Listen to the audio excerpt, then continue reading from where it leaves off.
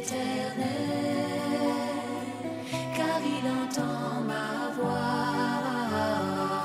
Il a penché vers moi son oreille, et je le chanterai toute ma vie.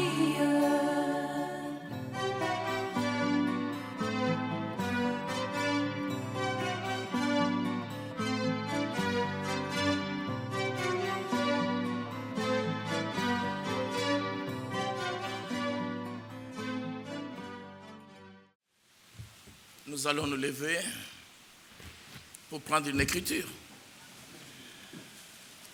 C'est vrai que la parole a été déjà lue.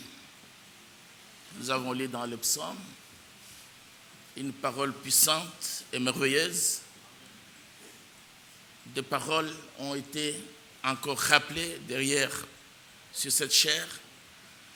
Mais pour commencer notre exhortation, nous nous invitons à nous lever et nous lirons 2 versets.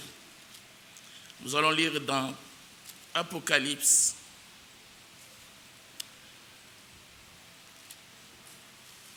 « 22 ».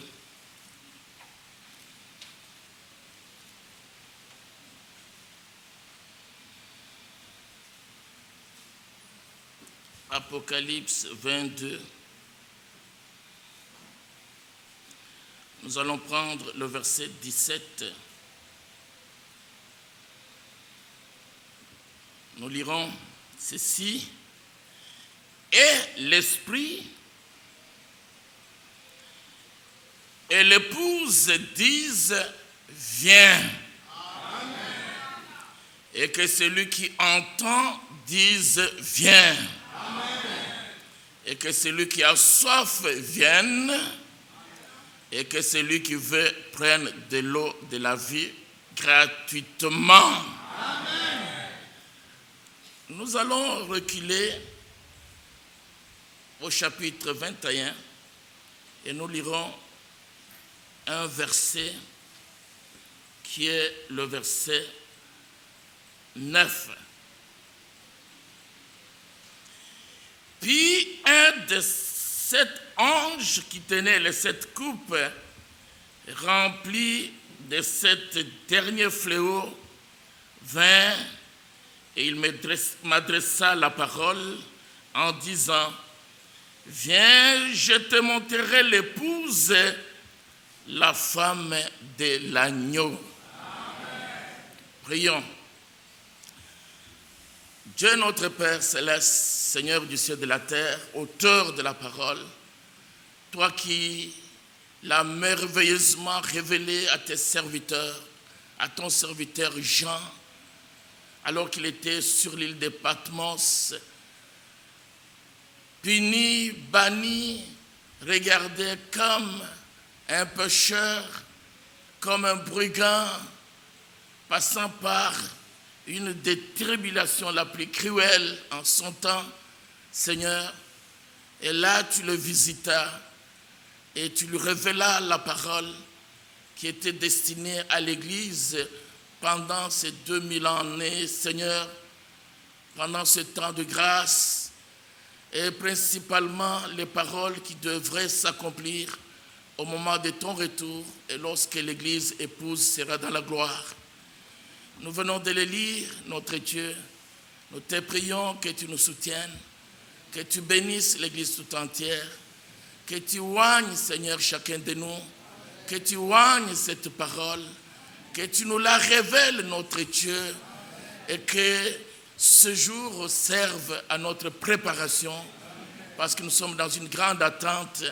Nous attendons ton retour béni et promis, Seigneur, et qui va bientôt s'accomplir sur la terre.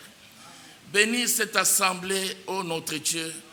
Bénis ces anciens, ces conducteurs. Bénis tous leurs collaborateurs.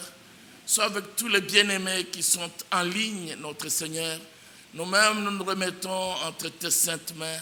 Nous te prions de nous soutenir et de nous fortifier, afin qu'après toutes choses, l'honneur, la gloire, la puissance et la dignité puissent revenir qu'à toi, à toi seul. Guéris les malades au milieu de nous, Seigneur. parce que la parole a été déjà prononcée. Ces courses qui sont faibles, relève, Seigneur, éclaire notre Dieu, ouvre notre entendement spirituel, donne-nous la compréhension de ces Écritures et bénis l'Église tout entière. Au nom du Seigneur et Sauveur Jésus-Christ. Amen. Amen. Veuillez vous asseoir. Comme je le disais hier derrière la chaire, nous voulons maintenant, d'une manière solennelle, vous transmettre les salutations fraternelles de nos frères et de nos sœurs de l'Assemblée de Montréal et de tous les bien-aimés qui sont dans la dispersion, parce que beaucoup sont aujourd'hui éloignés dans beaucoup de villes. Nous essayons d'établir des contacts avec les quelques-uns avec lesquels nous pouvons avoir une communion d'esprit. Et quand ils apprennent qu'il y a un déplacement, ils ne cessent de dire « Saluez pour nous l'Église, épouse qui est là où tu iras ». Est-ce que vous acceptez ces salutations? Que Dieu le Seigneur vous bénisse. Bien-aimés, j'aimerais vous dire une chose. Je suis ému d'être honoré, ému de me retrouver derrière cette chaire. En venant juste, nous avons entendu les témoignages de nos bien-aimés avec lesquels nous avons voyagé et que Dieu le Seigneur les bénisse richement. Aussi, nous voulons remercier l'Église pour tout ce qui a été fait hier et tout a été bien fait au nom du Seigneur Jésus-Christ et par la grâce de Dieu. Je ne suis pas important, je ne pouvais pas me tenir derrière la chaire. Comme j'ai dit, je suis ému. C'est un honneur qui m'a été fait par les serviteurs de Dieu, les responsables et conducteurs de l'Assemblée, pour que je me tienne derrière la chaire et vous apporter ces petits témoignages. Pas des choses nouvelles, c'est des choses que vous connaissez, qui vous ont été lues et relues parce qu'elles ont été écrites pour notre édification. Nous les lisons jusqu'au moment où nous allons monter dans la gloire. Mon ministère n'est pas important par rapport à cette assemblée. Les ministères qui sont importants ici, ce sont ceux de mes frères auxquels le Seigneur a donné la charge de conduire l'Église, de paître l'Assemblée et de nourrir le peuple de Dieu ici et dans le pays. Mon ministère peut avoir un peu d'importance ou de l'importance pour notre Assemblée locale de Montréal. Mais quand nous venons ici, nous entrons dans le travail qui a été fait. Et nous voulons dire ceci au nom du Seigneur, sans avoir aucune prétention. Ce n'est pas que nous voyageons pour être quelque chose. Je n'ai pas reçu le mandat du vin pour aller de ville en ville et de pays en pays. Nous voulons préciser la chose. Il y en a un qui a reçu ce mandat, c'est notre bien-aimé frère Evald Frank. Nous n'élevons pas un homme, mais il a été prédestiné par le Seigneur de gloire d'aller et de prêcher la parole de Dieu. La première chose qui lui avait été dite et la seconde, c'est de distribuer la nourriture spirituelle au temps convenable avec d'autres serviteurs, la partie que nous accomplissons ensemble avec tous les bien-aimés. Cette assemblée a ses responsables. Ils ont une certaine didactique, une certaine façon d'enseigner comme des parents. Moi, je dois vous avouer que j'aime la manière dont frère Isaac, frère Badi, que je n'ai pas vu malheureusement, que le Seigneur le fortifie là où il est, dans son lit ou dans son salon, et qu'il lui donne la force parce que l'Église a encore besoin de lui et vous avez besoin aussi d'eux comme eux ont besoin de vous, veillant sur eux et veillant sur vous. Et ainsi, dans cette communion-là, nous pouvons nous laisser préparer pour le jour glorieux du retour du Seigneur Jésus-Christ. Alors, j'étais en train de dire que mes bien-aimés ont une grande responsabilité dans la ville. Nous avons un champ de compétences, excusez-moi de dire ça, un champ de compétences limité. Et l'apôtre Paul même en parle, je pense dans 2 Corinthiens 10, il montre que notre champ, le champ de compétences ou le champ d'application est limité. Nous avons été établis dans nos assemblées et c'est là que nous sommes censés rester pour prêcher la parole.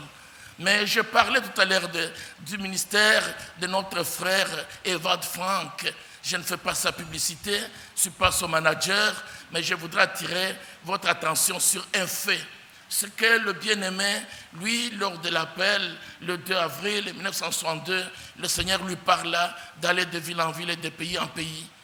Mais moi, le Seigneur nous a appelés, nous a établis là où nous sommes et nous rendons grâce à Dieu avec l'aide du Seigneur pour accomplir ce à quoi le Seigneur nous a appelés.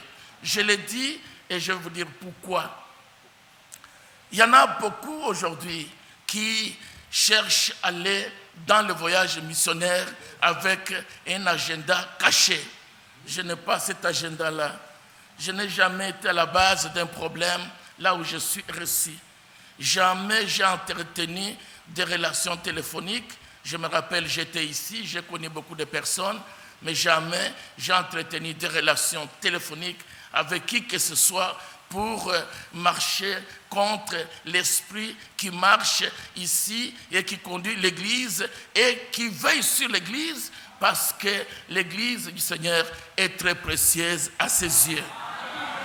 Tout serviteur de Dieu qui voyagera et qui dérangera le travail que le Seigneur a déjà commencé quelque part, il montre par là qu'il n'a pas reçu l'appel pour prêcher la parole de Dieu. Et nous ne prêcherons pas la parole de Dieu pour apporter de problèmes dans l'assemblée. Non, si j'ai dit quelque chose, je peux l'avoir dite par ignorance. Et à ce moment-là, quand on me corrige, j'accepte et nous allons de l'avant. Et nous restons humbles sous la main puissante de notre Dieu et notre Seigneur. Afin qu'après tout, l'honneur et la gloire et la puissance lui reviennent. Et je crois au don. Je crois au don du Saint-Esprit. Je crois au ministère de tout mon cœur. Parce que lui, le Seigneur, qui a dit, sur ce roc, je bâtirai mon église. Il ne parlait pas de ce que nous pouvons appeler aujourd'hui des églises. Vous savez, quand on venait avec Yoré, que le Seigneur le bénisse beaucoup, et bénisse sa chère femme et ses enfants.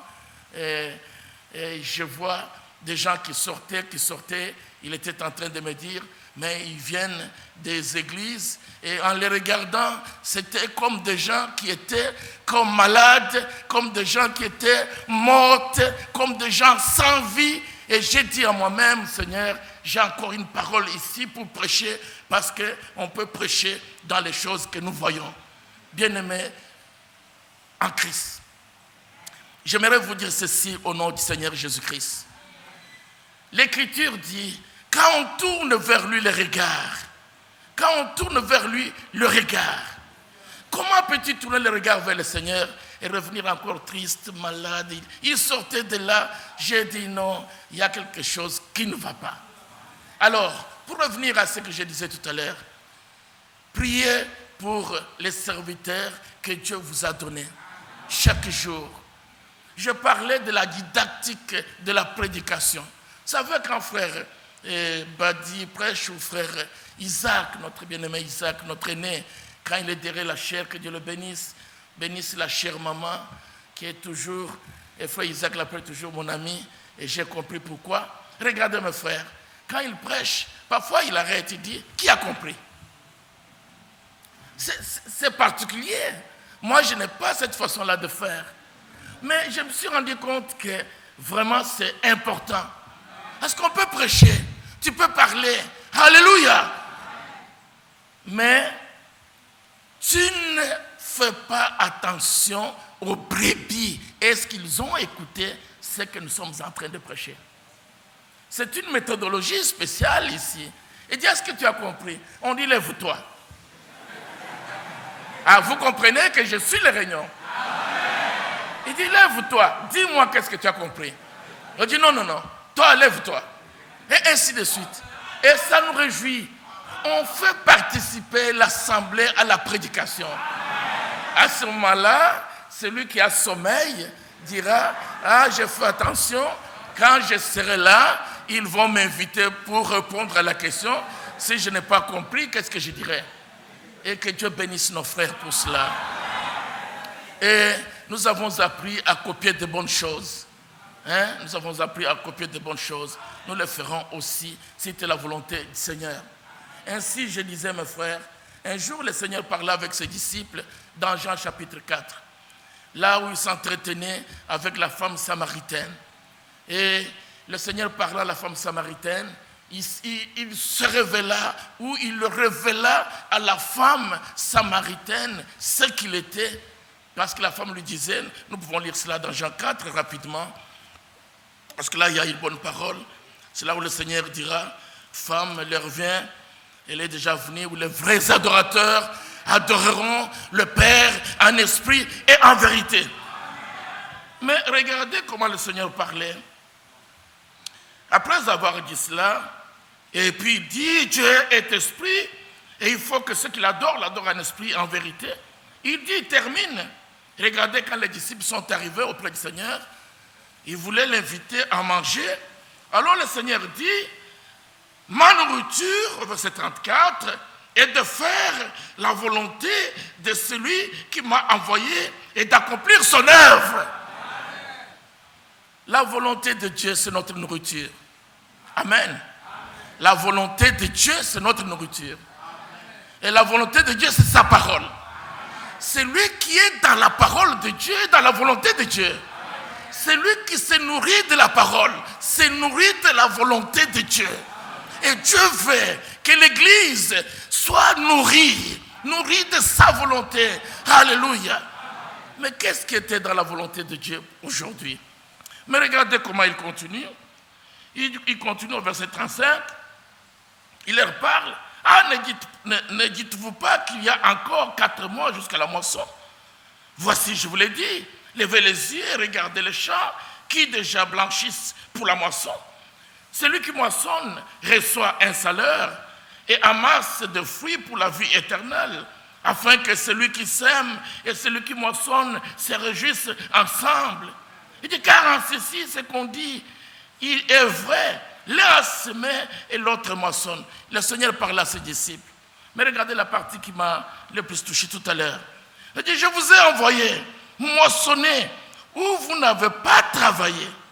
D'autres ont travaillé et vous êtes entrés dans leur travail. Une telle parole ne peut que nous humilier. Aujourd'hui, j'ai l'honneur, comme je disais, de me tenir devant une grande assemblée, comme une marée de personnes. Je n'ai pas travaillé dans cette ville. Je ne peux pas avoir la prétention d'avoir fait quoi que ce soit pour le travail qui est ici. Le Seigneur en récompensera ses serviteurs.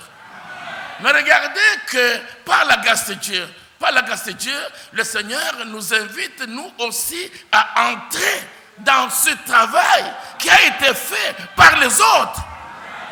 Et notre devoir, c'est de protéger ce qui a été fait. Quand vous voyez un prédicateur qui vient et voit le travail, il y a 2 sentiments. Il y a le sentiment de pourquoi ont reçu. C'est ça, je voulais dire la vérité. Pourquoi ont reçu. Il y a un autre sentiment, que le nom du Seigneur soit loué. On rend grâce à Dieu pour le travail qui a été fait. On ne peut pas venir commencer le travail là où le Seigneur a déjà commencé le travail. Ça, ce n'est pas la manière de faire de Dieu. Quand Dieu a commencé, il a commencé. Alléluia. Il bénira ce qu'il a commencé. Quand Dieu commence, alléluia, il va achever. Le plus important, c'est que Dieu ait commencé. Mais qui ne dira pas que Dieu a commencé le travail? Quand j'ai entendu le témoignage, quand on remonte vers les années 74, comment est-ce que Dieu a travaillé? Qui ne reconnaîtra pas cela? En tout cas, moi je suis reconnaissant au Seigneur pour le travail qui s'est fait ici. Je dis bien, je suis reconnaissant au Seigneur. Quant aux hommes, je dis merci Seigneur pour les vases que tu as employés. Mais si lui, le Seigneur, n'était pas dans le travail, à quoi nous serviraient toutes ces peines? Mais quand il est dans la chose, alléluia, il se glorifiera. Il achèvera son œuvre et nous conduira dans la gloire. Tout à l'heure, les chants m'ont touché. Le premier chant dont le bien-aimé a chanté, comme je disais hier, je vais terminer à 12h10, parce que nous avons une journée chargée. Si on me l'accordera encore, que j'ai l'occasion de venir derrière la chair. Et là, j'aimerais ouvrir une parenthèse, mes frères, mes sœurs. C'est un honneur quand on invite un prédicateur derrière la chair. Honorer un prédicateur, ce n'est pas lui acheter des biens. Lui donner à manger, mais on peut donner à manger à tout le monde, quand on en a. On peut accueillir tout le monde, quand on a l'occasion. Mais on ne peut pas amener tout le monde derrière la chair. On ne peut pas amener tout le monde derrière la chair. C'est un lieu sacré. Alléluia. Où la sainte parole est prêchée. Avant d'amener quelqu'un ou de laisser quelqu'un derrière la chair, on doit d'abord lui faire confiance. Et on prie. Seigneur, garde-les. Préserve-les. Parce que derrière la chair, on peut détruire ce qui a été fait. Mais que Dieu nous garde. Et nous avons été honorés, je dirais ça. Nous avons été honorés, quand j'étais venu ici, on a été honorés. Et c'est pour cela que, avant de venir, je vais vous dire ce que j'ai dit comme étant une discrétion à frère Mathias. J'ai dit ça, je ne dirais pas à frère Badi, et à frère Badi ou à frère Isaac. Je ne leur ferai pas trop de peine. Mais j'ai dit à frère Badi, est-ce que vous acceptez que je vienne? N'est-ce pas vrai? Oui. Est-ce que vous acceptez que je vienne? À frère Isaac, je le dis, il a dit, frère, nous allons parler ensemble. Et frère Badi et frère peut le témoigner. C'est vrai. Il a posé la question et nous avons répondu par l'affirmative en votre nom à tous. Amen. Donc, nous ne sommes pas comme ceux qui viennent, s'imposent et disent quel est le programme et combien d'heures je vais prêcher. Non, mes frères, non, mes sœurs. Je prêche tellement. Mes frères sont là, ils sont présents. Les bien-aimés, les enfants que le Seigneur m'a donnés, ils connaissent que j'ai plus de temps de prêcher. Et quand je me déplace, je peux aussi m'asseoir, écouter notre prédicateur. Pourquoi pas? Pourquoi pas? Mais si je suis invité en signe d'honneur, pour apporter un petit témoignage, parce que c'est cela dont il est question, pas de grandes choses. Nous ne prêchons pas de grandes choses. Nous n'apportons pas des choses nouvelles. Si quelqu'un vous dit par exemple que oh, moi je vais vous prêcher des choses qui vont vous surprendre, en tout cas, celui-là, c'est le malin, c'est le diable. Il n'y a rien que l'homme prêchera ici qui nous surprendra. Et dans cette assemblée, je crois qu'il n'y a rien qu'un homme peut prêcher que vous n'ayez jamais entendu. Tout est là dans la parole. Tout nous a été révélé. Mais comme l'a dit notre bien-aimé, les anciens, les conducteurs de l'assemblée, ils connaissent les problèmes de l'assemblée. Ils connaissent la maladie de l'assemblée. Ils connaissent la progression de l'assemblée. Ils connaissent ce dont l'assemblée a besoin. Et quand ils choisissent une portion de la parole et la communiquent à l'église, ça fait que l'église soit nourrie. Et alors, à la fin, le Seigneur guérit, le Seigneur bénit, il calme, il fortifie. Comme quand on entrait, le chant était « Tournez le regard vers Jésus ». Oh, ça m'a inondé dans le cœur. Tournez le regard vers Jésus. Dans tes problèmes, dans tes difficultés, ma soeur, mon frère, et vous et nous regardons au Seigneur. Et là, beaucoup d'écritures me venaient à l'esprit. Je pensais à Hébreux 12. Vous noterez, vous lirez du premier verset au verset 2, comment est-ce que l'apôtre Paul recommanda à l'Église à tourner le regard vers le Seigneur lui-même, qui suscite la foi et l'amène à la perfection. Quand les enfants d'Israël marchaient dans Nombre 21, lorsqu'ils marchaient, quand ils ont commencé à murmurer, mes frères, mes sœurs, les murmures tuent l'Église. Les murmures tuent l'église. C'est une sorte de gangrène. Au lieu de murmurer, va voir ton frère. Ils ont commencé à murmurer contre ceux qui étaient établis. Moïse était un homme comme eux. Mais la différence que le Seigneur avait reposé sur Moïse, une onction, un appel divin, un mandat lui a été donné. Celui qui parle contre le mandat parle contre Dieu. Et alors, le Seigneur suscita les serpents, vous savez vous-même, brûlants. Et quand ils étaient mordus, ils mouraient, ils ont crié. Et le Seigneur ordonna à Moïse, il dit, fais-toi un serpent d'airain. Et nous savons ce que ce serpent d'airain représentait. Le rein qui signifie le jugement. Et nous savons que Christ, le Seigneur, notre Dieu, en chair, manifesté pour notre salut, il est allé à la croix et le jugement qui devait tomber sur toi, sur moi, est tombé sur lui. Maintenant, quand on regarde à lui, on conserve la vie. Ne venons pas à l'église pour regarder, est-ce que tel frère est là, telle sœur est là. Non, regarde au Seigneur. Mais comment pouvons-nous regarder au Seigneur? Est-ce que c'est avec ses yeux? Non, avec les yeux de la foi. Amen. Et alors, les bien-aimés, entonnant encore un autre chant, tu auras la victoire. La victoire, tu l'auras. Mais, mes frères, lisons une parole. Lisons une parole. Je laisse certaines choses, lisons une parole. Dans 1 Jean 4. 1 Jean 4.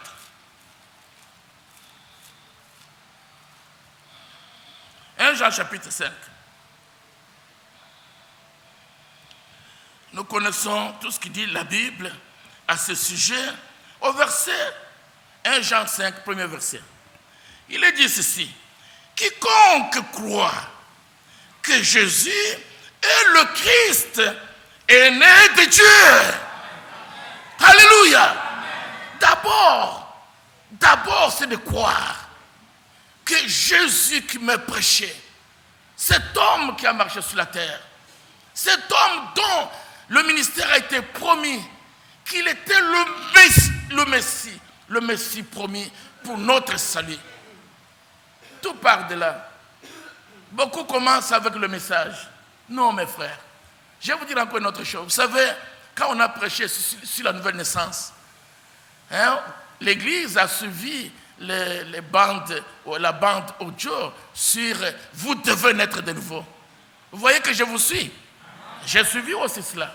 Et chaque fois qu'on lisait, et cette prédication-là, non seulement cet enseignement-là, cette expérience-là, elle est nécessaire, capitale pour chacun de nous, sans laquelle tu ne verras le royaume de Dieu. On ne vient pas dans l'église comme on va à une fête. On ne s'attache pas à l'église. Dans l'église, on y naît. Si tu es né de cette assemblée, alors tu fais partie de ce qu'on appelle l'assemblée des premiers-nés.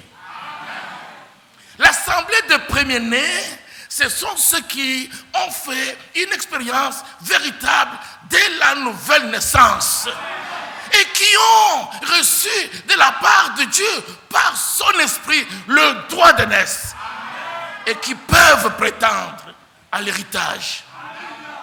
Mais si tu n'as pas reçu le droit d'aînesse par la nouvelle naissance, beaucoup des problèmes que nous avons dans le message aujourd'hui, appelons cela le message, c'est parce qu'il n'y a pas beaucoup de nouvelles naissances. Il n'y a pas beaucoup de nouvelles naissances. Comment est-ce qu'un homme, une femme qui est née de Dieu, née de la parole, peut-il renier la parole qu'il a reçue? C'est par la nouvelle naissance que nous recevons l'Esprit de Dieu, l'Esprit d'adoption, par lequel nous crions à Abba, nous disons Père. Personne ne peut dire mon Père s'il n'est pas né de lui. Et celui qui est né de Dieu aura l'Esprit de Dieu.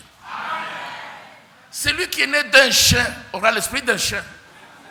Celui qui est né d'un porc aura l'esprit d'un porc. Les enfants des dénominations ont l'esprit dénominationnel. Ceux qui sont dans les religions ont l'esprit religieux. Et ceux qui sont nés de Dieu ont l'esprit de Dieu. Je crois à la nouvelle naissance comme étant une expérience biblique. Mais il faut le faire. Il faut la faire. Il faut que Dieu, le Seigneur, opère en toi la nouvelle naissance. Mais, avant même de recevoir l'enseignement, pour naître dans le royaume de Dieu, avant de croire même la parole de la promesse. Parce qu'en fait, le message de l'heure, c'est quoi? Le message de l'heure, c'est quoi? Le message de l'heure, c'est la parole promise pour notre temps. C'est ça le message de l'heure. Le message de l'heure nous ramène à la Bible. Il vient à la Bible, nous ramène à la Bible. Tout enseignement qui ne vient pas de la Bible ne viendra pas de Dieu. Amen. Alors il dit ceci. Et quiconque aime celui qui l'a engendré, aime aussi celui qui est né de lui. D'abord, ici, on nous décrit le Christ comme étant le Fils de Dieu engendré. D'abord, il y a eu l'annonce, la promesse, dans Genèse 3,15, et dans la suite. Et ensuite, vient la promesse, le temps où la promesse devait être présentée à Marie. Et quand Marie a cru la promesse, qu'est-ce qui est arrivé? Le Saint-Esprit est venu sur elle et l'ombre du Saint-Esprit l'a couverte. Ainsi en est-il de toi et de moi. Ainsi le Saint-Enfant qui naîtra d'elle, qui était né d'elle, fut appelé Fils de Dieu. Toi aussi, ma soeur, toi aussi, mon frère, dès lors que nous croyons la parole de la promesse pour aujourd'hui, il ne suffit pas de dire je vais à l'église, c'est une bonne chose. Mais il faut d'abord que tu reçoives ce que Dieu a promis pour notre temps. Mais maintenant, regardez, comme je le disais tout à l'heure, avant de prétendre à la nouvelle naissance, tu dois accepter ce que Dieu le Seigneur a fait pour toi à la croix de Golgotha. Pourquoi il y a beaucoup de problèmes? Beaucoup sont venus au message, ils ont cru le message, ils ont reçu un enseignement intellectuel, mais ils n'ont pas la vie de Christ. C'est là le problème, mes frères. Pourquoi il y a des divisions? Pourquoi il y a des tiraillements? Pourquoi il y a la haine? Il y a la méchanceté? Pourquoi ces choses-là? Quelque part, il y a une expérience qui n'a pas été faite. C'est lui qui a fait l'expérience, qui a reçu de Dieu, la vie de Dieu, la nature de Dieu. Il aimera tout celui qui est né de Dieu. Ce n'est pas un homme qui se présente, c'est le Seigneur lui-même. Maintenant, je poursuis pour montrer ce qu'il voulait dire. Il dit ceci: nous connaissons que nous aimons les enfants de Dieu lorsque nous aimons Dieu et que nous pratiquons ce commandement. Je ne peux pas m'étarder là-dessus. Il dit car l'amour de Dieu consiste à garder ce commandement et ces commandements ne sont pas pénibles.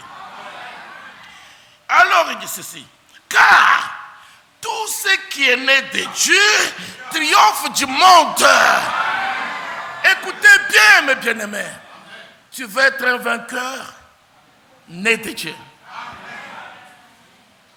Tu veux être un vainqueur né de Dieu. Or, il est dit cette fois, celui qui vaincra, dans Apocalypse 2 et 3, et pour notre âge, il est dit celui qui vaincra, je le ferai asseoir avec moi sur mon trône, comme moi j'ai vaincu. Alléluia! Croyez-vous que notre Seigneur Jésus-Christ a vaincu? Oui, il a vaincu pour toi et pour moi. Lui, il n'avait pas besoin de victoire. Il est le victorieux, le roi des rois. Comme nous avons chanté tout à l'heure, il est le tout-puissant. Alléluia. Il n'a pas besoin de démontrer sa puissance. Si le Seigneur était comme les hommes, il peut dire, bon, je vais détruire New York. Il a détruit. Mes frères, mes sœurs, comprenons bien l'heure qu'il est, l'urgence de croire le message, de se laisser préparer, de mener une vie de sanctification, de crainte. Je voulais parler sur la marche agréable avec Dieu. Je voulais parler de notre sanctification. Mais qu'est-ce que je dirais qui n'a pas été prêché ici? Qu'est-ce qui n'a pas été prêché? C'est quoi? Je vous rappelle ce qui a été dit. Alléluia. De manière à ce que notre présence au milieu de vous profite ne serait-ce qu'à une petite chose. Quand une maman qui a une bonne amie la reçoit à la maison pour des vacances, la maman un jour elle dira, bon, la bonne amie, aujourd'hui tu peux entrer à la cuisine, nous apprêter un petit repas. Je sais, moi je connais, quand tu touches un peu, ça devient quelque chose de différent. Ah, les enfants entrent dans l'assemblée et disent, ah, c'est le visiteur. Je voulais écouter papa Isaac. Je voulais écouter mon frère Badi. Je voulais écouter papa Mathias. Ah, c'est le visiteur. Généralement, c'est ça, même quand tu es à la maison. Tu attendais, tu voulais manger quelque chose de particulier que maman fait. Parce que chaque maman, elle a toujours une touche particulière. Mais quand tu vois son ami, et derrière la chair, tu dis, oh, tu dis à ton ami, oh, à ton frère, aujourd'hui là, on ne sait pas ce qu'on va manger. Peut-être que ça va être très bizarre. Mais faites confiance à la maman. Faites confiance aux anciens. Ils ne mettront pas quelqu'un à la cuisine qui va vous présenter les 7 tonnerres, qui va vous prêcher la polygamie, qui va parler de ces choses-là, que le Saint-Esprit n'est pas là. Non. Moi-même, je crois, et j'ai reçu l'Esprit de Dieu. Il me conduit, il m'enseigne, il m'instruit. Tout à l'heure, je vais vous dire une chose. Je me disais, Seigneur, qu'est-ce que je prêcherais? Je suis resté devant la Bible. Je dis, qu'est-ce que je veux prêcher? Qu'est-ce que je prendrais? J'aime parfois quand les gens prennent des titres, je dis, mais quel titre prendrais-je? Et je ne voyais rien. J'ai dit, Seigneur, alors, je m'abandonne entre tes mains. Je te fais confiance. Toi-même, tu me conduiras. Et c'est comme ça. Parce que la nourriture spirituelle nous a été révélée. Toute la parole qui a été emmagasinée, elle est prêchée, elle est dans le monde. Mais mes frères, faites attention. Les cuisiniers sont importants. Les cuisiniers sont importants. Le message est sur Internet. Beaucoup peuvent le lire. Il y a beaucoup de vidéos qui passent. Moi-même, je voulais demander aux frères et aux bien-aimés conducteurs, sincèrement, par respect, je n'aimerais même pas qu'après cette réunion, que ma prédication reste sur eux. Parce qu'il est là. Lève-toi un peu dans l'assemblée. J'ai déjà dit, je ne mettrai pas mes prédications en ligne. Mais ce qui est prêché ici, c'est très important. Parce que nous devons reconnaître les dons des autres. Moi, je me vois comme si je n'ai pas quelque chose d'important. Je fais ce que le Seigneur m'a dit de faire, et dans l'amour. Et puis, comme le frère a dit, à Montréal, sincèrement, on ne se vante pas. Si nous n'étions pas là, il n'y aurait pas eu une assemblée biblique qui croit à la parole. Qui croit à la parole, mon frère est là, il est témoin. Mais combien de prédicateurs s'évertuent? Nous sommes là. Il y a des assemblées qui attendent même que Frère Branham va ressusciter. Mais oui, il y en a ceux qui attendent que Frère Branham ressuscitera. Il prêchera pendant 40 jours. Il y en a ceux qui attendent, d'après leur entendement, que Joseph, excusez-moi de citer les noms des gens, c'est pour ça que je dis que je ne voudrais pas que ça reste sur... parce que Frère Franck aussi, quand il est venu à Toronto, il a dit, ne mettez pas sur les ondes. Paul disait, soyez mes imitateurs, nous voulons aussi imiter les hommes de Dieu. C'est avec humilité que je l'ai dit, mes frères, mes soeurs. Je ne voudrais pas, j'aurais aimé que ce qui est prêché ici nous soit envoyé, qu'on les écoute. Mais ne dis pas dans ton cœur, oh non, je n'ai pas besoin d'écouter Frère Mathias, je n'ai pas besoin d'écouter Frère Badi, parce que moi-même je peux aller et puis appuyer et je connais le message. Non, mes frères, tu peux lire le message, tu le lis, tu dis ce que Frère Branham a dit, mais ne pas voir l'entendement spirituel. Parce que cela, est-ce que c'est vrai? Oui. ne méprisez pas les cuisiniers. C'est très important. Parce qu'il y a aujourd'hui beaucoup de connaisseurs, de chercheurs. Tu peux aller, tu lis, tu fais des jonctions, tu trouves des choses, c'est bien. C'est bien, c'est pour ta formation spirituelle. Mais quand à la parole par laquelle tu dois être préparé pour rencontrer le Seigneur dans le cerf, tu dois venir dans l'assemblée. Voilà pourquoi il est écrit, n'abandonnez pas votre assemblée.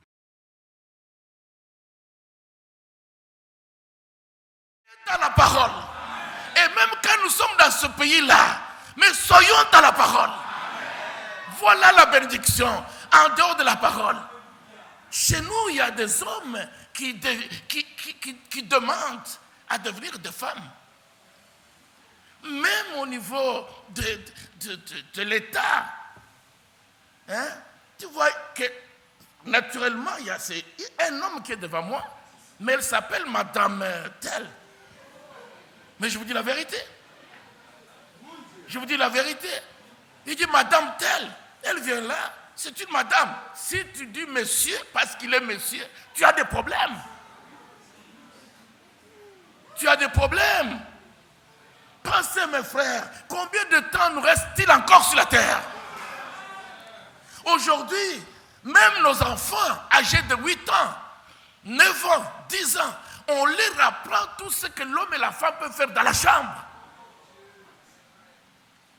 Notre fille est rentrée de l'école, les choses qu'on lui a apprises. Elle m'a dit à sa maman, je n'aimerais pas encore assister à ce cours-là.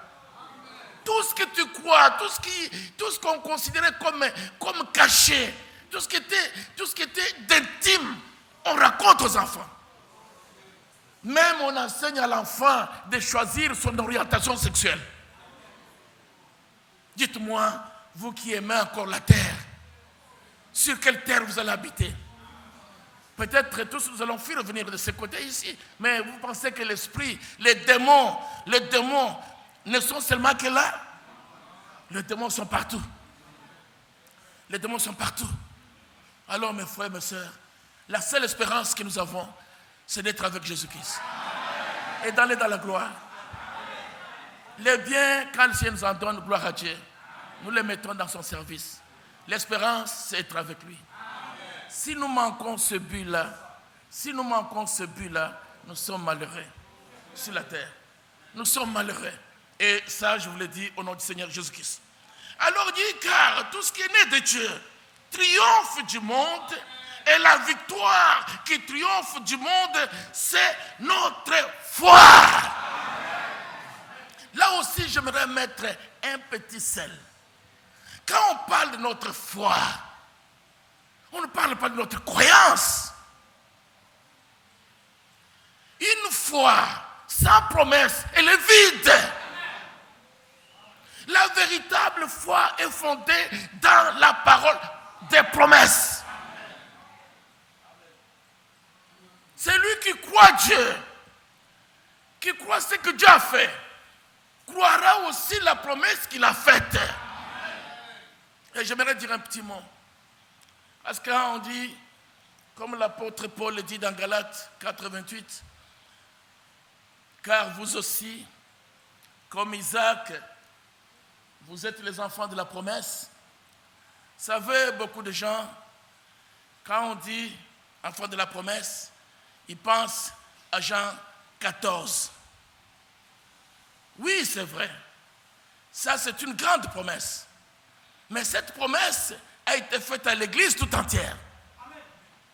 Je dis bien Jean 14. La promesse de son retour a été faite à l'Église tout entière.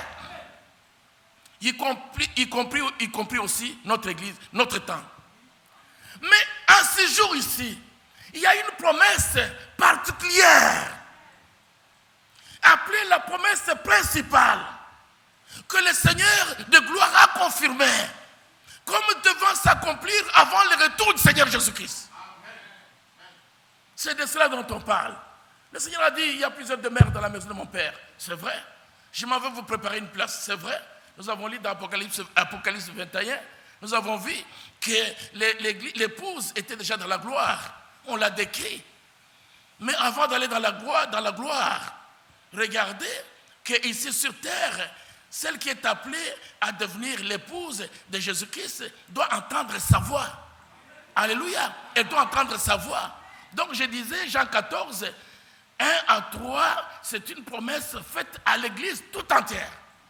Pendant tous les 7 âges de l'Église. Mais pour nous qui sommes du temps de la fin, en ce jour ici, il y a une promesse particulière. Élie viendra et rétablira toutes choses. Ça, c'est la promesse qui nous a été faite. Cette promesse que je viens de citer n'a pas été faite à ceux de l'âge de Paul. Non. Quand le Seigneur revenait de la montagne de la transfiguration et on lui posa la question, pourquoi est-il écrit qu'Élie viendra premièrement?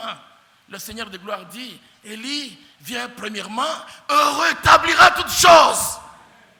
C'est une promesse qui a été faite pour notre temps. Et nous retournons dans Malachie chapitre 4. Dans Malachie 4, 5, il est dit, voici, je vous enverrai Élie le prophète. Élie le prophète qui a été promis, il n'a pas été promis à l'âge d'Éphèse, encore moins à l'âge de Pérgame. Élie le prophète a été promis pour cet âge ici, pour ce jour ici. Je parle de Malachie 4, 5. Mais quand on prend le verset 6, il y a la première partie qui s'est accomplie avec Jean-Baptiste, lui qui a marché devant Dieu avec l'esprit et la puissance d'Élie. Et puis, il y a aussi la dernière partie, il ramènera le cœur des enfants à la foi des pères. Ainsi, quand on parle des enfants, ce n'est pas tous ceux qui sont petits, ce n'est pas tout le monde, mais on parle des enfants de la promesse, de l'épouse de Jésus-Christ. Le peuple né de nouveau, ceux qui entendront, ceux qui écouteront la parole dans leur temps et qui naîtront. Aujourd'hui, nous pouvons dire, par la grâce de Dieu, que nous avons été ramenés à la foi de nos pères. Et nos pères dont on parle, ce ne sont pas des prophètes. Nos pères dont on parle, ce sont des apôtres. Mais l'Église tout entière est édifiée selon Ephésiens 2, 20. Vous avez été édifiés sur le fondement des apôtres et des prophètes dont Jésus-Christ est la pierre angulaire. Lui, la pierre angulaire, il est aussi la pierre de fête. En tant que pierre de fête, en tant que pierre angulaire, il a été posé les jours de la Pentecôte, au commencement de l'Église. Et en tant que pierre de fête, il vient à l'achèvement. Nous croyons qu'il y aura un achèvement de l'Église, épouse du Seigneur Jésus-Christ. Il la prendra pour l'amener dans la gloire. Alors je disais, mes bien-aimés, quand l'Écriture dit ce qui arrivera du temps de Noé, arrivera pareillement, du temps de l'autre arrivera pareillement, mes frères et sœurs, ce sont des signes évidents qui montrent que le retour du Seigneur est proche. Peut-être tu vas me demander, mais mon frère, qui vous dit que Jésus revient? Ah, on a prêché beaucoup d'années. Oui, les hommes de Dieu ont annoncé le retour du Seigneur. Et le retour du Seigneur reste l'espérance bénie que tous les saints ont portée dans tous les âges. Mais maintenant, à la fin, dans notre temps, dans ces jours ici, raison pour laquelle nous sommes là, le retour du Seigneur est très proche. Mais quand nous lisons dans Malachie, au chapitre 4, il est dit, voici, je vous enverrai Élie le prophète. J'aimerais lire cela. On va terminer, je vous ai dit, dans 10 minutes on termine. Les esprits des prophètes sont soumis aux prophètes. Nous ne voulons pas être désobéissants à notre propre parole. Frère Branham disait, j'aime un prédicateur qui vit ce qu'il prêche. Est-ce que ma voix sort bien? Il dit, j'aime un prédicateur qui vit ce qu'il prêche. Et nous voulons aussi des croyants qui vivent de ce qu'ils croient. Tu crois une chose, mais tu vis de cela. Non, ça c'est pour l'église. Je crois à l'église. Mais à la maison, je vis comme je veux. Non. Ça, c'est derrière la chair. Je prêche derrière la chair. Mais en dehors d'ici, je vis comme je veux. Non. Nous voulons vivre. Si je prêche l'amour, je dois manifester l'amour partout. Voilà comment il est écrit, car voici, le jour vient. Oh, que Dieu bénisse nos frères. Comme me disait toujours quand on les suit, ils sont tellement rapides que quand vous citez l'écriture, ils le mettent, je le vois ici devant moi, on n'a même pas besoin d'amener la Bible. Mais nous sommes en Afrique, c'est une technologie de pointe. Pourquoi le Seigneur a-t-il permis toutes ces choses-là? Pour que cette assemblée n'ait pas d'excuses. Amen. Vous n'aurez pas d'excuses pour dire, oh non, on vous prêche la parole et le prêcher comme si elle était prêchée dans des salles ultra-modernes. Regardez, j'ai le verset ici. Je ne vais pas avoir oublié la Bible à la maison. Je la cite, on me donne, je la lis. Amen. Ah, que Dieu soit loué et bénisse nos frères pour le travail. Il dit, car voici le jour vient, ardent comme une fournaise. Tous les hautains et tous les méchants seront comme des chaumes. Les jours qui viennent les embrasera, dit l'Éternel des armées. Il parle du jour. Ceci, c'est le grand jour. Le jour grand et terrible. Vous qui voulez voir le jour du Seigneur, appelez le jour du Seigneur. L'Écriture dit, qu'entendez-vous par le jour du Seigneur? Nous sommes dans Amos 5, 18. Il sera ténèbres, non lumière. Mon frère, ma soeur, n'attends pas voir ce jour-là. Quand l'Église est partie, après la visitation d'Israël, et nous voyons qu'Israël aujourd'hui fête les 70 ans de son existence en tant qu'État hébreu depuis 1948, depuis qu'ils ont été ramenés sur leur territoire. C'est le signe évident que notre Seigneur revient. Dans Matthieu 24, il a été demandé au Seigneur quel sera le signe de ton avènement. Il y avait 3 questions. J'ai pris seulement la question qui concerne l'avènement. Et le Seigneur leur a répondu. Il a dit, instruisez-vous, instruisez-vous. Laissez-vous enseigner par l'exemple tiré du figuier. Nous devons nous laisser enseigner quand nous venons ici. Et nous serons enseignés tous par le Seigneur. C'est lui qui nous enseigne, c'est lui qui nous instruit. Et alors, regardez comment il dit, il ne leur laissera, merci frère pour l'écriture, il ne leur laissera ni racine, ni rameau.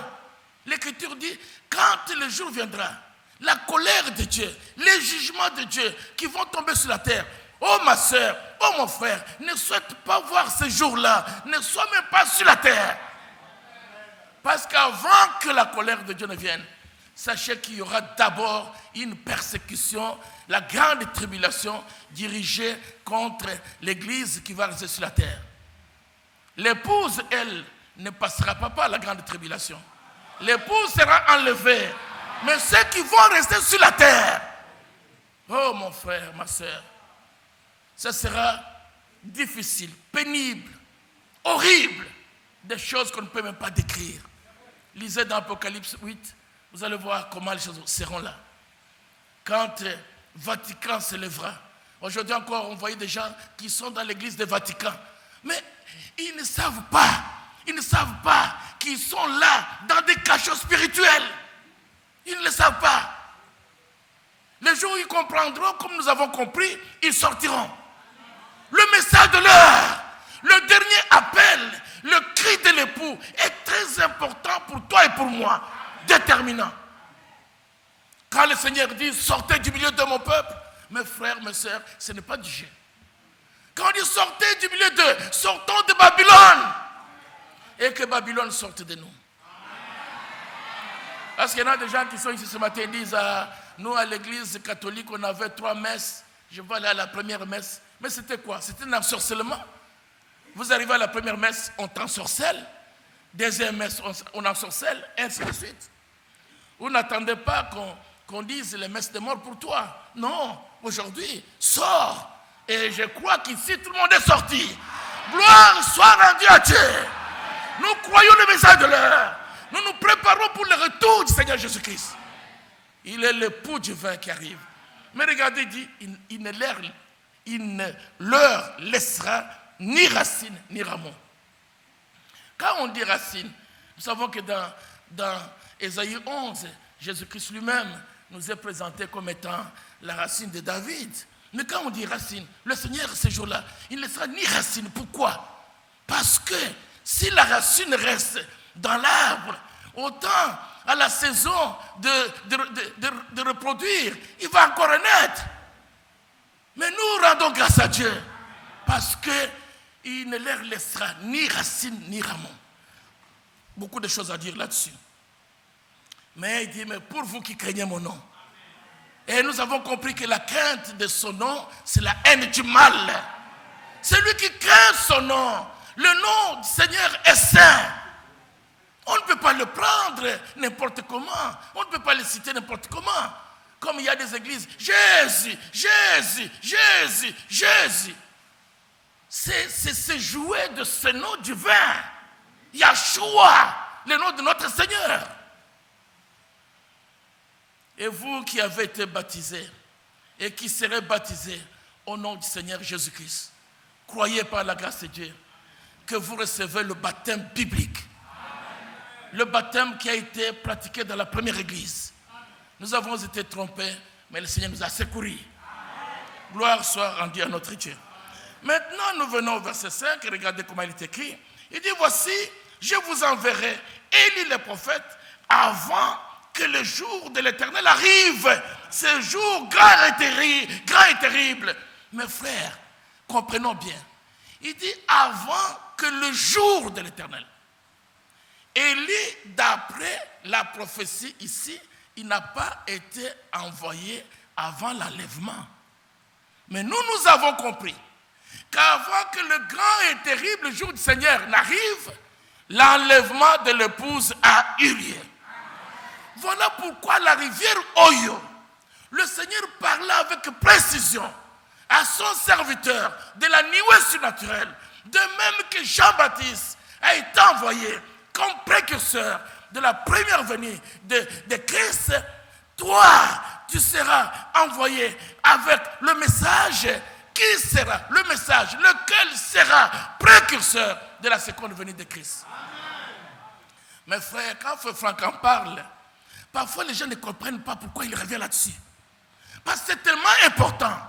C'est une tricherie, c'est une trahison, c'est la ruse du diable, c'est un mensonge de dire que Frère Branham a été envoyé comme précurseur. Lui, l'homme, comme précurseur. Si Frère Branham a été envoyé comme précurseur, qui l'avait écouté ici en Afrique? En Abidjan, c'est qui? Dites-moi.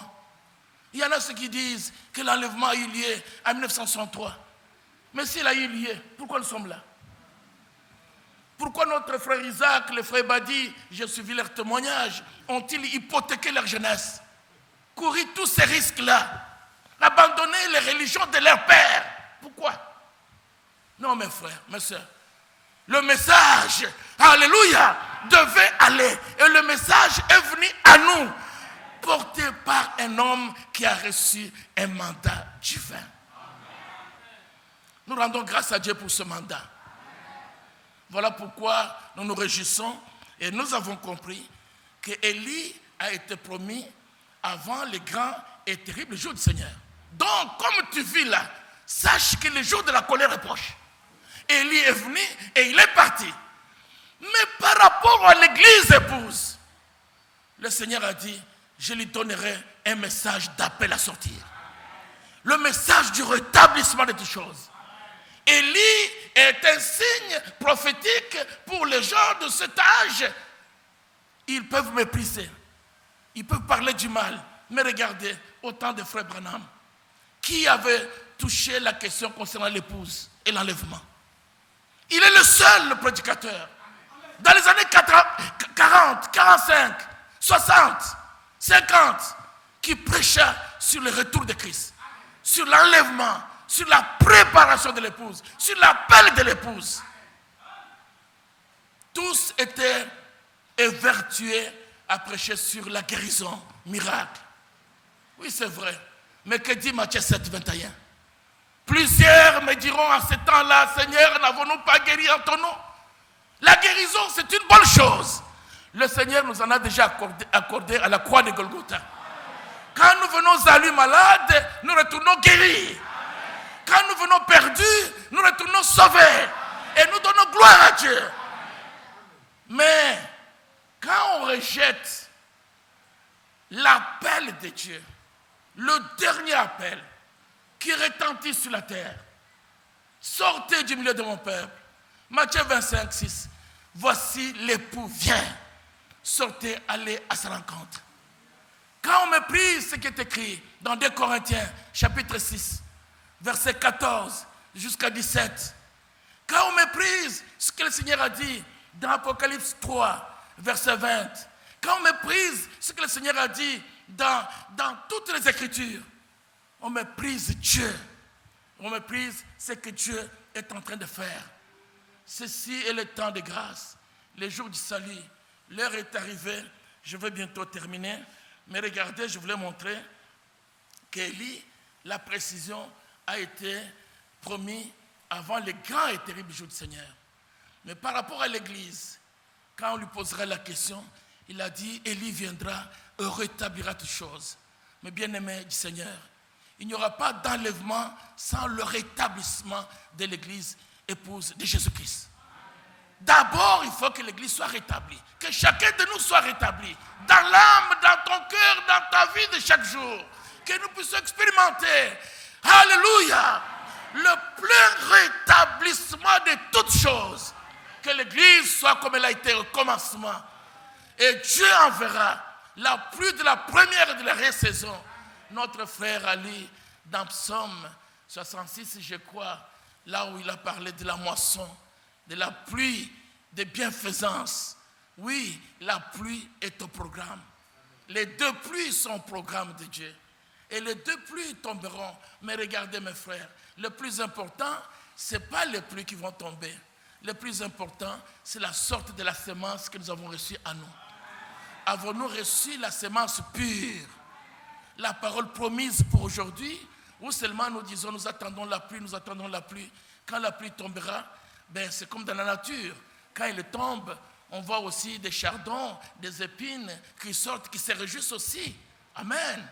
Mais à la fin, ce que nous attendons, la pluie de la première de l'arrière-saison, les 2 pluies tomberont ensemble. C'est-à-dire qu'à la fin, il y aura encore dans l'Église de très grandes choses. Aujourd'hui, Dieu fait de grandes choses. Je le crois. Je crois que Dieu guérit. Mais les choses que nous attendons s'accompliront sur l'échelle mondiale, dans l'Église de Jésus-Christ sur la terre. Et alors, on dira bye bye et on partira dans la gloire à la rencontre du Seigneur. Et vous aurez d'être dans la véritable Église, d'être dans la vraie parole. Est-ce que nous nous préparons pour le jour de son retour? Regardez mes frères, le Seigneur dit Élie viendra et rétablira toutes choses. Nous croyons que toutes les vérités bibliques ont été rétablies. Nous croyons que nous avons été ramenés à l'enseignement des apôtres et des prophètes. Nous croyons que nous avons été baptisés bibliquement au nom du Seigneur. Nous croyons que nous avons reçu l'Esprit comme dit l'Écriture. Mais aussi nous devons maintenant comprendre ceci, que le Seigneur ramena tout ce qui était dans l'Église. Dans la première Église, il n'y avait pas de faux frères. Il n'y avait pas une assemblée ici, notre qui naissent là-bas et notre jamais. Il n'y avait pas de prédicateurs qui parlaient contre les prédicateurs. Jamais Pierre pouvait parler contre Paul. Même quand Paul est venu après, il a discerné la présence de Dieu. Il a dit c'est Dieu qui l'a appelé. Il lui a donné la main d'association. Jésus-Christ étant le même hier ou aujourd'hui éternellement, il accomplira les mêmes choses qu'il a accomplies dans la première Église. Ainsi Jean 14, 12 ne sera pas à lire seulement, mais nous allons l'expérimenter. Les œuvres que je fais, vous les ferez aussi, en aussi grand nombre. Oui, aujourd'hui, on voit ces choses, mais nous les verrons en un grand nombre et davantage. Nous verrons encore des ministères, parce qu'il est dit dans la parole que ceux qui vous instruisent ne seront pas cachés. Les ministères, comme Ephésiens 4:11, les ministères comme 1 Corinthiens 12. Vous savez, je termine par là. Vous me donnez 2 minutes, hein? Je termine. Et à Montréal, quand on commençait l'assemblée, mais je parle mal, je n'aime pas dire quand on commençait l'assemblée locale. Je voulais dire, hein? Parce que l'assemblée est déjà née. Est-ce que vous me comprenez? L'assemblée est née le jour de la Pentecôte. Mais dans chaque ville, il y a un temps de commencement. Amen. Quand le Seigneur commence le travail. Et beaucoup de gens qui venaient me voir, ils m'appelaient toujours pasteur. Moi, je dis non, je ne suis pas pasteur. Ah, tu n'es pas pasteur. Mais qui est le pasteur de l'assemblée? Moi, j'ai dit le pasteur n'est pas là. Chaque fois, j'ai désigné quelques frères. Les frères ont dit non, mes frères, ce n'est pas nous. Ah, et c'était compliqué maintenant. Maintenant, je leur ai dit que je dise que notre pasteur est où? Il est en Allemagne.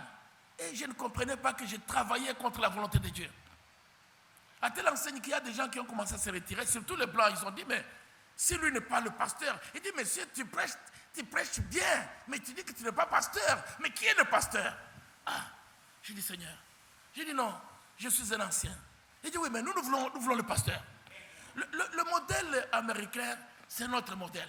Vous comprenez? Nous savons que les assemblées locales sont régies par les anciens et par les diacres. Mais nous croyons aussi au ministère. Nous croyons que le Seigneur a établi des ministères dans l'Église. Mais nous ne voulons pas nous attribuer quelque chose que le Seigneur ne nous a pas donné. Il faut que la chose te soit donnée et que l'Église discerne qu'ici, il y a un tel don. Vous savez, finalement, un jour, j'étais comme pleurant. J'ai dit, Seigneur de gloire, j'ai ouvert la Bible, je suis tombé sur Jérémie 17. Le Seigneur a parlé avec moi. Quand Jérémie pouvait dire que pour t'obéir, je n'ai pas refusé à être pasteur. Oh, je l'ai comprise, je méditais, je priais, je dis Seigneur, et je comprendrai qu'être un pasteur, c'est un sacrifice. Un pasteur, c'est un ministère. Quand on lit Frère Branham, ce qu'il a dit, ce n'est même pas quelque chose à souhaiter. Parce que regardez, deux personnes qui sont en conflit, tu te tiens au milieu d'eux, tu ne prends position pour personne. Et quelqu'un peut dire, mais je suis venu, il m'a considéré comme l'autre personne. Ce n'est pas aisé, ce travail-là. C'est un ministère qui demande des sacrifices. Ça demande beaucoup de l'humilité. Parce que tu seras humilié, tu seras injurié, méprisé. Mon frère est là. Mais qu'est-ce que je voulais dire? Moi, je crois aux 5 ministères. Je crois que le Seigneur de gloire, lui qui a dit j'ai établi, mais à la restauration, le Seigneur confirmera chaque ministère dans l'Église. Nous le croyons de tous nos cœurs. Et dans l'Église du Seigneur Jésus-Christ. Et celui qui a un ministère, il contribuera toujours à l'édification de l'Église. Et nous allons monter dans la gloire pour aller à la rencontre du Seigneur. Que Dieu bénisse encore nos bien-aimés qui ont déjà mis l'Écriture. Et je termine en lisant les 2 versets. S'il vous plaît, donnez-moi une minute. Apocalypse 22. Ceci te concerne. Même quand cela a été écrit du temps de Jean, quand cela a été envoyé à l'Église, mais Apocalypse 22, au verset 17, il est dit ceci. Et l'Esprit, là où est le Seigneur, là où le Seigneur travaille, là où la parole est prêchée, là où Dieu est présent, son esprit est aussi présent. L'Esprit de Dieu dans l'épouse agira puissamment maintenant à la fin. L'Esprit de Dieu dans l'Église, l'Esprit de Dieu dans l'épouse, l'Esprit de Dieu dans les croyants va agir encore puissamment. Pas pour élever quelqu'un, mais regardons, on dit, et l'Esprit et l'épouse. Pourquoi on parle et l'Esprit et l'épouse? On ne parle pas de l'Église. Regardez mes frères, prêtons attention au mot. On dit et l'Esprit et l'épouse, mais où est l'Église? L'épouse, c'est celle qui est fiancée. Amen. C'est dans la fiançaille que nous sommes appelés épouses. Aujourd'hui, nous sommes épouses de Jésus-Christ. Parce que nous avons été fiancés à Christ. Mais la question est, quand est-ce que ta fiançaille a commencé? Quand est-ce que ta fiançaille a commencé? Tu dois connaître le jour. Tu dois connaître l'heure. Si on demande à ma fille Carole, elle dit, je sais comment c'est commencé. Si je demande à Maurice, il dit, je sais comment c'est commencé. Mais quand est-ce que toi et moi, notre fiançaille avec Christ a-t-elle commencé? Est-ce que quand nous venons à l'église? Dieu voulant, on en parlera si nous avons l'occasion. Alors Dieu, l'Esprit et l'épouse disent, viens. Présentement, dans nos prières, nous devons être dans la préparation, à telle enseigne que l'Esprit nous presse chaque jour à dire viens. Mais qui peut dire viens quand il a encore un autre époux à côté? Dis-moi si ma fille Carole, je m'excuse, elle est où? Lève la main. Elle est où, la mariée? Ah, que Dieu te bénisse. Ah, elle est allée se cacher là-bas, je voulais te voir. Imaginez que si, je dis, c'est un exemple, s'il avait un autre époux et qu'il entende moi aussi dise je viens, il a dit non, ne viens pas encore maintenant, attends, mes parents ne sont pas d'accord, attends, n'est-ce pas? Oui, c'est vrai.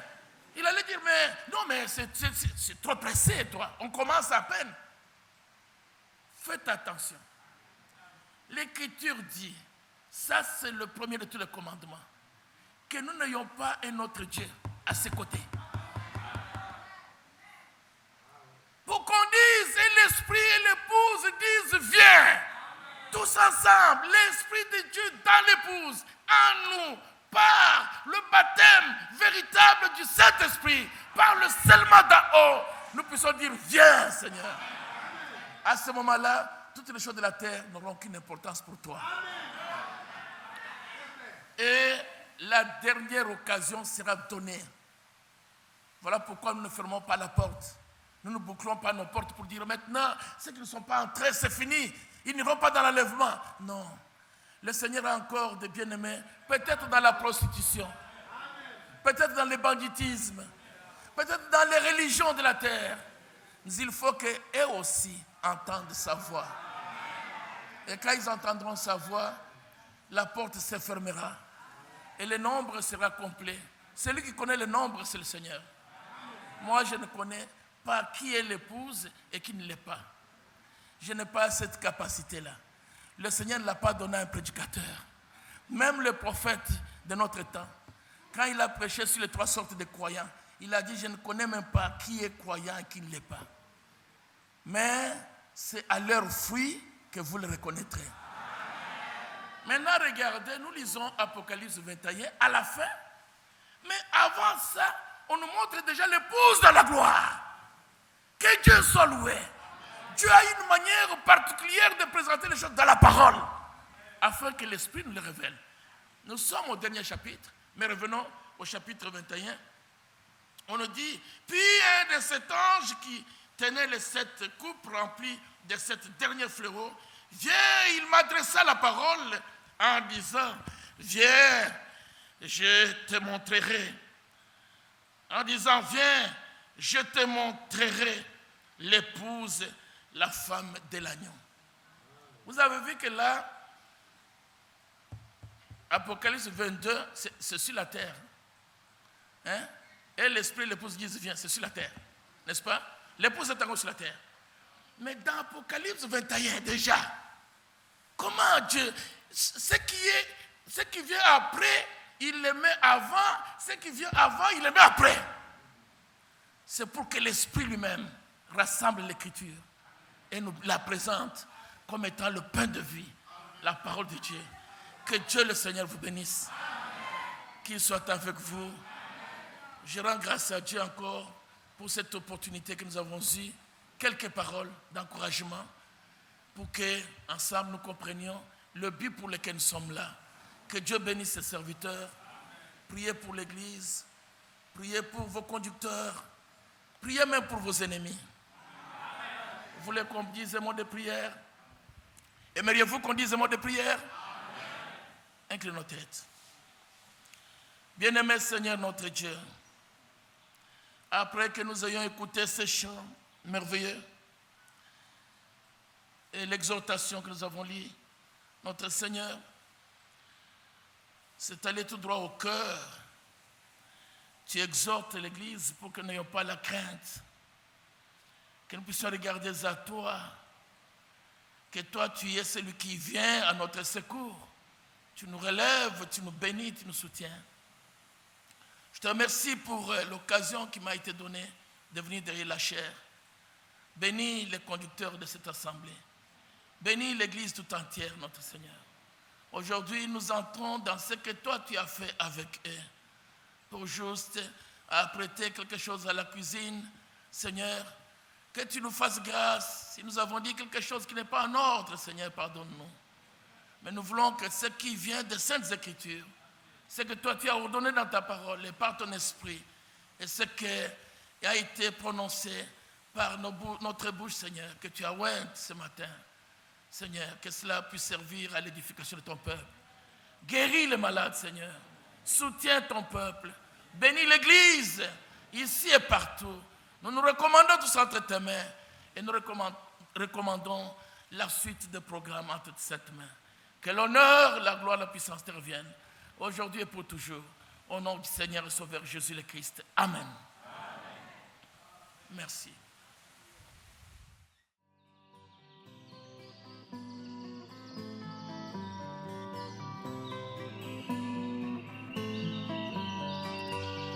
J'aime l'Éternel, car il entend ma voix. Il a penché vers moi son oreille, et je le chanterai.